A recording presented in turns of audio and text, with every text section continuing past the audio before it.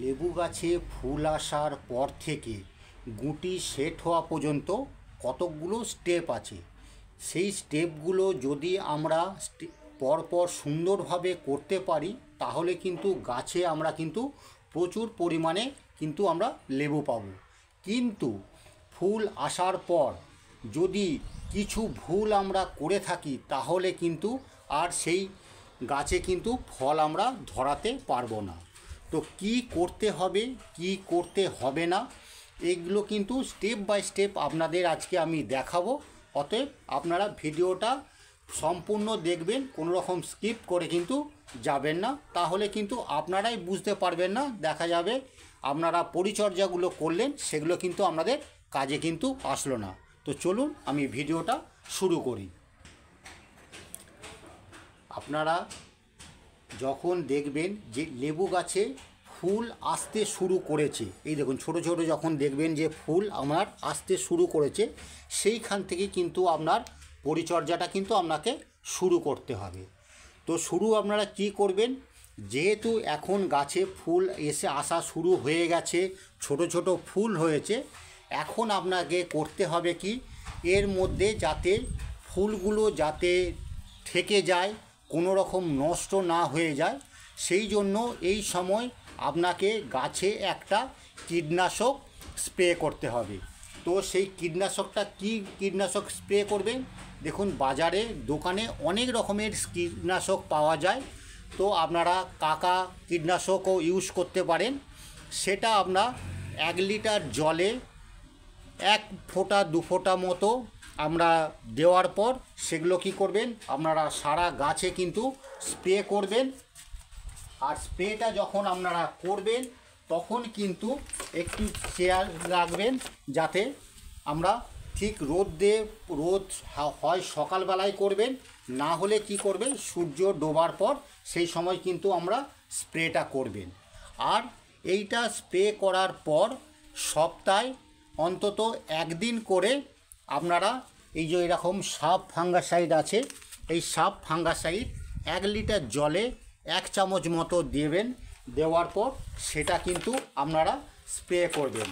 তাহলে কি হবে, গাছের ফুলগুলো নষ্ট হবে না, কোনো ছত্রাকজনিত কারণে ফুলে কিন্তু পাপড়িগুলো ঝরে যাবে না বা পাতার কিন্তু ক্ষতি হবে না। তো এইটা কিন্তু আপনাকে অবশ্যই করতে হবে। তাহলে আমাদের প্রতিটা ফুল দেখুন এত সুন্দর আছে, যেগুলো ফুলগুলো কিন্তু এইভাবে কিন্তু ফুলগুলো ফুটবে, আর প্রতিটা ফুল থেকে কিন্তু আমরা গুটিটা পেয়ে যাব। আর এই সময় দেখুন কিছু কিছু গাছে দেখুন ফুল যেমন বেরিয়ে গেছে, কিছু ডালে এখন পাতা বেরিয়ে গেছে, ফুল হয়নি। কিছু কিছু দেখুন ফাঙ্গাসের জন্য দেখুন পাতাগুলো কিন্তু হলদে হয়ে গেছে, এগুলো হচ্ছে ফাঙ্গাসজনিত কারণে হয়েছে। সেই জন্য এই ফাঙ্গাসাইডটা অতি অবশ্যই কিন্তু গাছে সপ্তাহে 1 দিন কিন্তু স্প্রেগুলো করতে হবে। তাহলে কিন্তু এই যে পাতা হলুদ হয়ে যাওয়া, পাতা শুকিয়ে যাওয়া, এই সমস্যাগুলো কিন্তু আপনার আসবে না। এটা হলো। এরপর কি করবেন, আপনাদের দেখতে হবে যে গাছে গুটি আসছে কি না। যখন দেখবেন যে গাছে আপনার গুটি এসে গেছে, সেই সময়তে কি করবেন, যে ফুল ফুটে গেছে, গুটিগুলো আস্তে আস্তে গুটি দেখা যাচ্ছে, যেমন এখানে দেখুন ছোট ছোট গুটি, কিছু কিছু গুটি কিন্তু চলে এসছে, এগুলো ফুলগুলো কিন্তু ঝরার সময় হয়ে গেছে, কারণ যেগুলো গুটিগুলো বেরোবে। এই রকম অবস্থাতে গাছে কিন্তু কোনো রকমের কোনো পেস্টিসাইড কোনো কিছু আর স্প্রে করা যাবে না।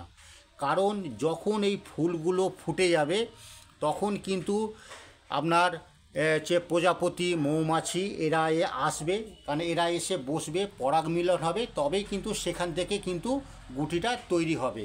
এই সময়তে যদি আপনারা ভুল করে কোনো রকমের কিন্তু আমাদের কীটনাশক গাছে স্প্রে করেন, তাহলে কিন্তু যেহেতু কীটনাশকের একটা উগ্র গন্ধ আছে, সেই জন্য কিন্তু মৌমাছি প্রজাপতি এরা কিন্তু আর এই ফুলের ধারে পাশে কিন্তু আসবে না। আর তারা যদি না আসে তাহলে সেই পরাগ মিলনটা সম্পূর্ণ হবে না।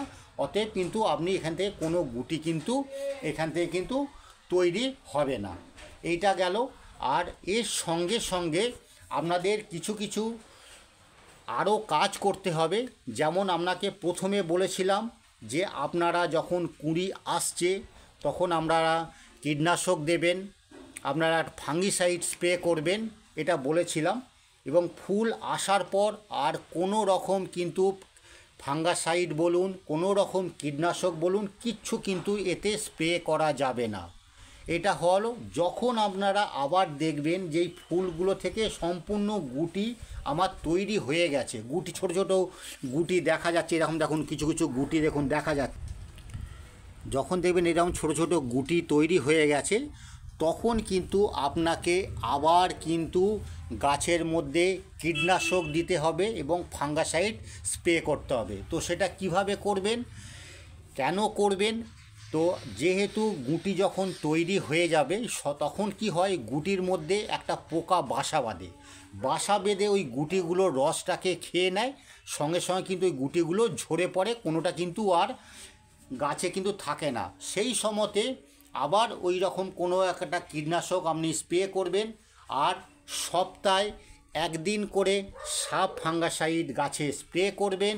তাহলে গাছে কোনো রকমের ফাঙ্গাসের আক্রমণও হবে না, গুটিতে কোনো রকমের পোকা লাগবে না, প্রতিটা গুটি কিন্তু সেট হয়ে যাবে। এইভাবে করতে হবে। আর একটা জিনিস আপনাদের দেখাই, দেখুন লেবু গাছে এই সময়তে কিন্তু পোকা হয়, সেই পোকাগুলো এই দেখুন ছোট ছোট, এই দেখুন পোকাগুলো দেখতে পাচ্ছেন, পোকাগুলো এই দেখুন ছোট ছোট পোকা, পাতাতের মধ্যে পোকা হয়। তারা কি করে, এই কচি পাতাগুলো দেখুন খেয়ে নেয়, এই কচি পাতাগুলো।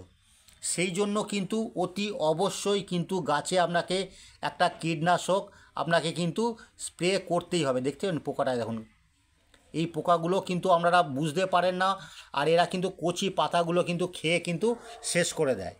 তো সেই জন্য এই কীটনাশকটা খুব জরুরি গাছে কিন্তু দিতে হবে। এইটা হলো।